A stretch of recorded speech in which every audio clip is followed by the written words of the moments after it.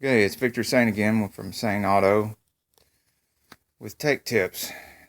This is answer to a question I've heard several times from people. Repeated leaks from the pan gasket. People replace the pan gasket, still leaking. And this would work on both Chevrolets, Fords, actually all models that have a bottom pan on the transmission. And you replace the pan gasket and you still got a leak, or you paid somebody to replace the pan gasket and you look under there, it's leaking again. What's really happening is not the pan gasket at all. What's happening is people assume they have a pan gasket leak because it's dripping off of the edge of the pan. It looks like a pan gasket leak.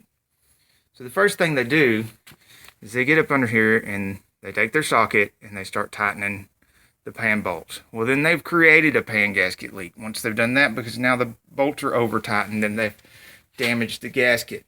Now you got two leaks. Yes, two leaks. What do you mean two leaks? Well, everything that leaks. So this O-ring's leaking. It's going to leak down. It's going to, because of surface tension, it's going to run along here and it's going to make it look like the pan gasket is leaking. If you're leaking here where the dipstick tube goes in, it will leak down, get on the pan gasket, spread out, and look like the pan gasket's leaking. The lines, if the line fittings leak or the lines themselves leak, it's going to run down, it's going to go to the pan. Make your fittings here.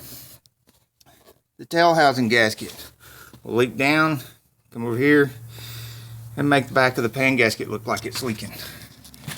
Pump seals, pump O-rings, pump gasket. Anything leaks here, comes down here, spreads all along here, makes the front of the pan gasket look like it's leaking.